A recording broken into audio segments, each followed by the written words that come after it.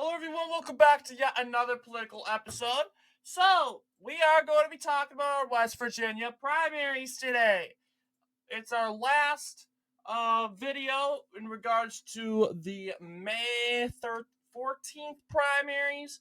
Today is Tuesday, May 21st. We do not have any primaries going on today.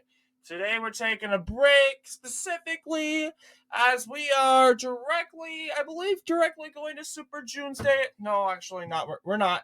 We have after this week, we have one more week. We have Oregon and Kentucky. And then after that week, I believe first week of June, that is Super Tuesday, the last day of the primaries. And then overall, we're going to be recapping them in one, I won't say a long, extra large video, but in one big video, abroad we'll be kind of comparing them. So let's talk about the Democratic primaries for the United States Senate election. I find this election to be super interesting, seeing that the Democratic primary has specifically a moderate, a progressive, and a conservative. And obviously, you'll be like, who won the primary? It's actually the moderate. And honestly, I don't consider Glenn Elliott to be a moderate, but I'll tell you, he's more center than, let's just say, his second place running opponent, Zachary Shrewsbury, who really campaigned on a left-wing, mountaineer, progressive platform to try to kind of get those liberals out and voting. But apparently, West Virginia doesn't really have many liberals, as you should know, and you'll see. I will talk about that in a little bit. But yes, you'll see Shrewsbury won. I would say a good handful of counties. He's performed most up in the north, up here, and he managed to tie with. Elliott. I was talking about Elliott. Excuse me. Pardon me. Elliott performed his best up in northern West Virginia. He managed to tie with Shrewsbury, who really did well in the south of West Virginia. He tied in Webster County, 34.8% to 34.8%. No clear winner because exactly 193 votes in that said county. And then finally there is Don Blankenship, who is a presidential election nominee from the Constitution Party. He has been labeled as far right. He is he is indeed a convicted felon, a convicted criminal. However, this guy's an opportunist. He's going to run as a Democrat to try to keep the West Virginia Democratic Party more on the right side of things. And it's in the center, I'll be honest, especially with Glenn Elliott winning the nomination. Glenn Elliott also was nominated or endorsed by Joe Manchin, your beloved and favorable Joe Manchin of things. And with his endorsement, it's probably how he managed to win. I'm glad Zachary Shrewsbury didn't win.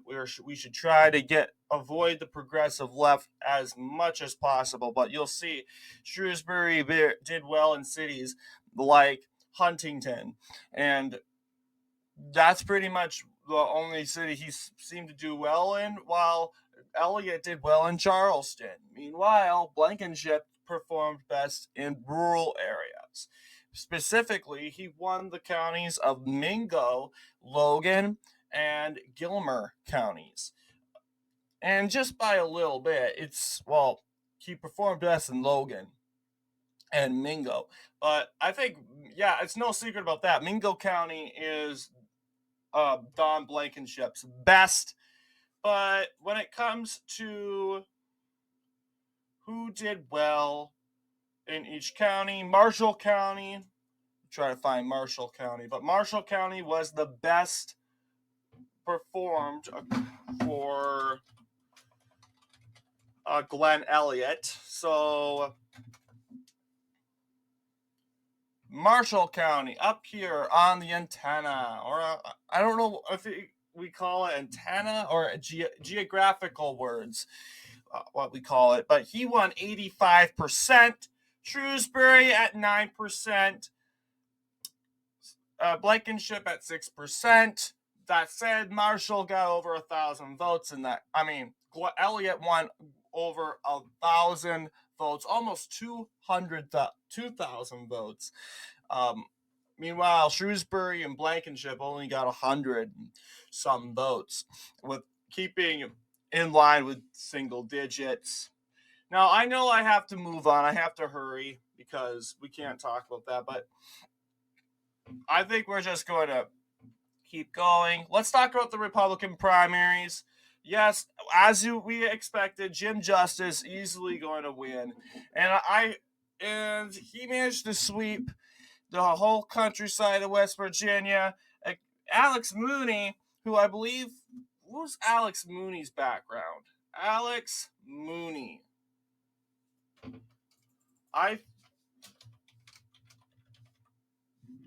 What was Alex Mooney's background? He's a congressman from West Virginia. Second, he must come from up here then. That makes sense because he's performing well in these counties, which are a part of the as I expected, the second district, which is up here. So he performed his best in the panhandle of West Virginia, specifically in Hampshire, Morgan, Berkeley, and Jefferson counties. So, yes, you'll see Jim Justice overall very favorable, reached over 100,000 votes, performed well even in urban cities. Well, yeah, even performing well in the rural areas. But it's mainly Alex Mooney who performed best in probably the counties that he most likely resonates in. I don't know if he resonates in these counties. You'll probably have to. Yeah, he comes from Charlestown, West Virginia, so that does make sense. He does come from the Panhandle, guys. So it does make sense that Alex Mooney indeed wins these counties. He comes from Charlestown in Jefferson County. I don't know if Jefferson County, at the end of the day, right here, was his best performed, but we'll see. It indeed was. It got 61%. So very interesting. Jefferson County was the highlight of this county, a highlight of this race and this primary. But, however, they did not win. Jim Justice, who represents West Virginia abroad as its governor for 8 years, is now being nominated and most likely will defeat Elliott in the general, resulting to a Republican flip. Now let's take a look at the next set of races. The governor's race,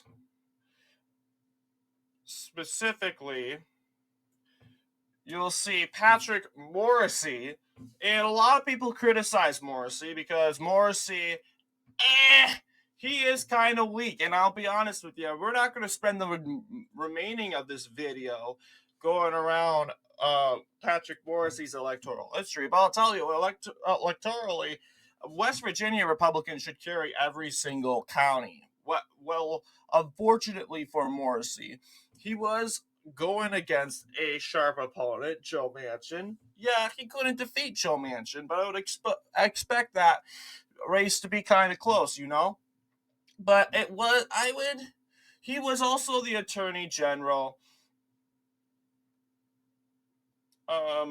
And he ran in some of those races, and in the end of the day, he failed to carry a county. He carried in the 2024 primary, but that was Monongalia County, which has a university. This is the most liberal county in West Virginia, despite voting Republican most of the time. Yes, he didn't carry this county, and I'm predicting in the long future, 4 years, the upcoming 4 years, this county is going to be a solid blue county, like Teton County in Wyoming. It's kind of following that direction, but you'll see Patrick Morrisey defeating More Capito, which I believe is the brother of Senator Capito, but I am unaware. I can't say for sure, but that's what it's looking like. More Capito.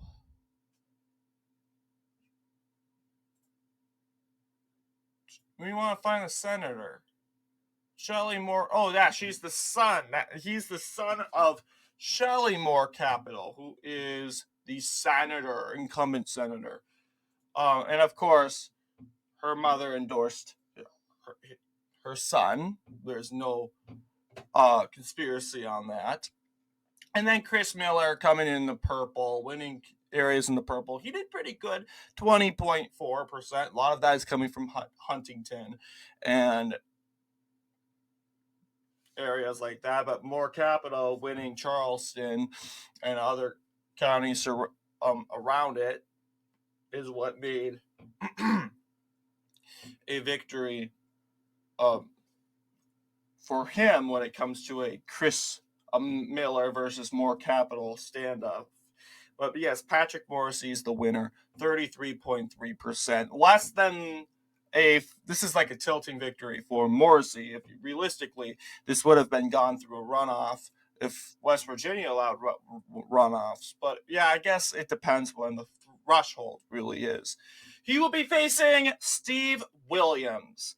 No background on you, Mr. Williams, but the fact is, Steve Williams, it will be facing Patrick Morrisey. Morrisey, I'm hoping he could carry every county. I don't see why he can't.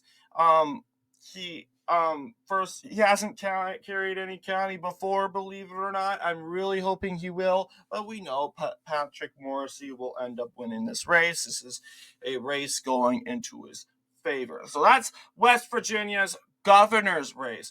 But let's take a look down the road. We have the Attorney General's race. That is next. Yeah, this is an equal split. Like, interestingly enough, we have Teresa Torreseva, and she manages to win despite losing West Virginia's two biggest cities, Huntington and Charleston. She managed to prevail in the 2nd district, and I'm guessing she must reside in the 2nd district area. This is very lopsided, a very lopsided primary, if you will. But yes, her opponent, Richie Robb, performed in the 1st district very well. Fascinating, if you will. Very fascinating. So yes, Teresa Torreseva winning in the up in these northern areas. And then Richie Robb, 47.3%. So obviously Torreseva won by more than 5 points, believe it or not. More than 5 points. It's still mind-boggling. It's mainly because of Monongahela County, 72%. And yeah, even though, and it looks like Kanawha and Huntington, they managed to go aggressively for Richie Robb.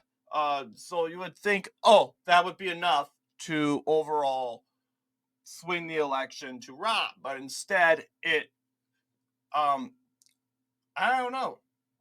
I guess it was the rural areas or votes, lingering votes, that really helped Torreseva out in the long run.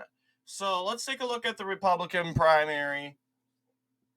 John McCuskey has been nominated. This is Attorney Gen.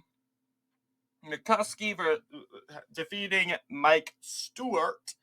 Stewart performing well in Wirt, Boone, Logan, and Lincoln counties. These counties together.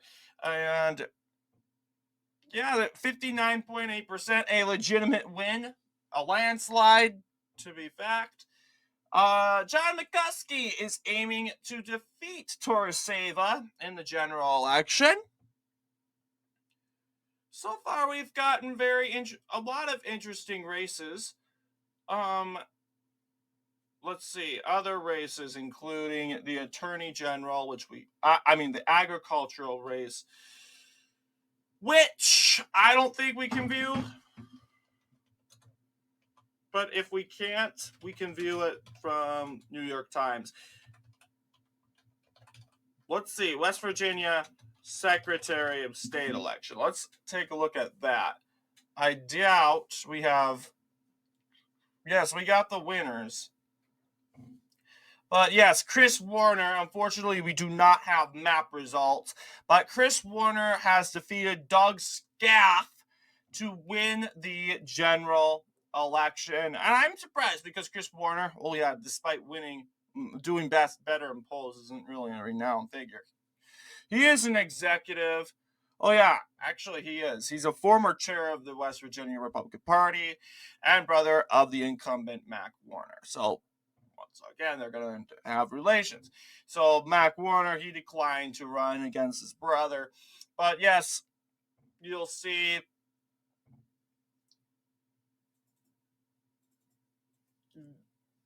these are the current results. The Democrat Thornton Cooper won the election by 100%. It was unopposed. That said, Chris Warner,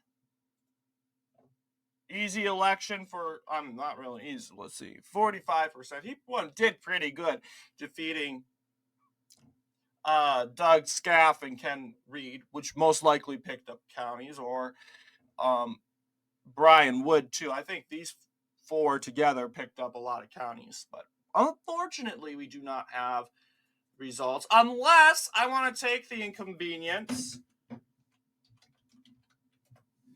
and look up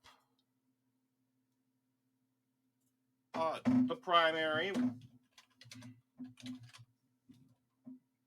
on Wiki Commons, because a lot of the time they just don't post it. They just collect and harvest it, which is, I find personally, very annoying.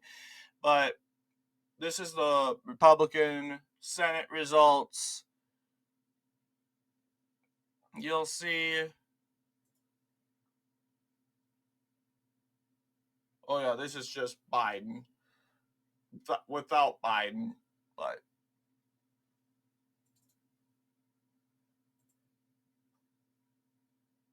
it's interesting that they do that. Okay, it looks like they have not posted that, which is fine.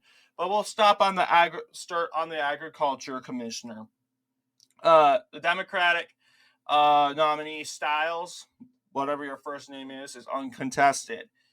He will be facing off the Republican nominee, Mr. Leonhardt, by 51%. Leonhardt had defeated Mr. Higginbottom by 51% to 30%. That's the agriculture commissioner race. The auditor's race, Mr. Clater or Mrs. Clater, I don't know. I wish they had the first name. Clater was unopposed, thus said really being unopposed, but whatever. Clater, 100%. He or she is going to defeat Miss Hunt. Hunt managed to win this election by 39%. I guarantee you there was a third party individual involved, or another guy in the Otter Republican primary race, but there is Hunt versus Householder. Householder won 25%. Hunt easily defeating he or she by 39% of the popular vote. This is the auditor. We got the Secretary of State race, but that's fine. Intermediate Court of Appeals. Now, these involve nonpartisans. You'll see that, I don't know this, West Virginia doesn't do districts as far as I'm aware of. But Intermediate Court of Appeals, White manages to defeat McArdle by 59% of the popular vote. 59%, that's a landslide. And I'm assuming, I don't think this was a primary. This could have been the first round, but I don't know. We could do more research on that. Maybe we can do a separate video on that. But then also there is the treasurer's race. Pack, who is uncontested and is currently going to win. Apparently going to be win the Republican the general by 100% as far as what's looking like, because he's facing no legitimate opponent, believe it or not, no legitimate opponent. Democratic primary there, he's probably going to win. He's regardless going to win anyway, but for sure he's going to pick up every county by a sweep. Like 90% of the popular vote, so I'm not really surprised. But that concludes our West Virginia down ballot primaries. What are your initial thoughts? Let me know down below, and as always, I'll see you all in the next political episode.